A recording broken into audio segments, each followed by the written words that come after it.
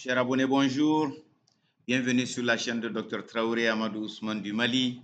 Cette petite vidéo est une vidéo de conseil, d'accompagnement des grands éleveurs qui officient en Afrique en général et en Afrique tropicale en tout cas en particulier.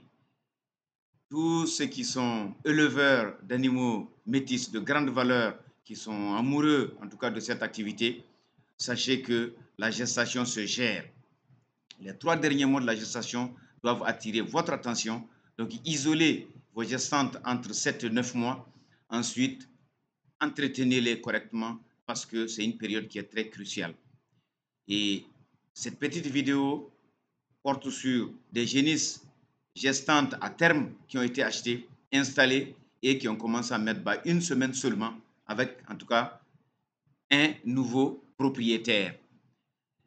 La première des choses, isoler, comme je l'ai dit, préparer un local, utiliser de la litière, si possible donc de la paille, mettez en tout cas les vaches dans la tranquillité, aux soins, sans bousculade et laissez-les tout simplement mettre bas. Généralement, la vache met bas, en tout cas sans dystocie, sauf si le veau se présente en position siège ou en position arrière.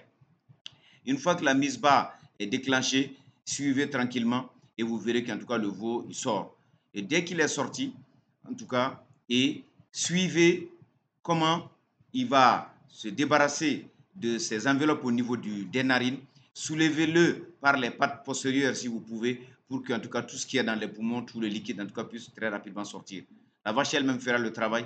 Elle va lécher le veau très rapidement, lécher la tête, lécher la nuque pour que la respiration du veau s'enclenche de façon automatique et que en tout cas le veau soit débarrassé très rapidement de cette substance gluante qui recouvre le veau et qui le protégeait quand il était à l'intérieur.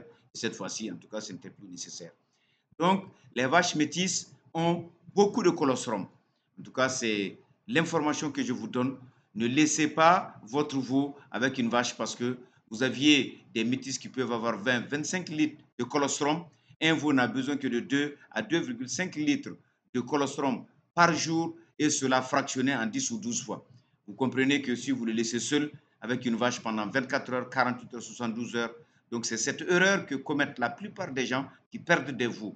Le veau va téter jusqu'à dépasser ses capacités et la caïtte n'est pas capable de transformer cette quantité excessive et finalement il bloque. Le veau est là couché, il ne peut rien faire et il meurt tout simplement, faute en tout cas d'apporter des soins.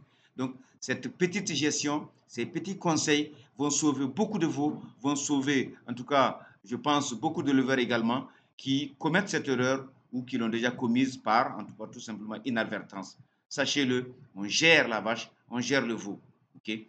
Donc, vraiment, utiliser les services d'un docteur vétérinaire qui sait cela, qui va vous aider, qui va vous accompagner, qui va isoler les vaches qui en ont besoin, qui va, si possible, apporter du calcium, du magnésium, apporter suffisamment d'énergie, en tout cas le jour de la mise bas ou pendant la mise bas, et puis tout de suite après, faire téter le veau. Il faut absolument que le veau tète le colostrum.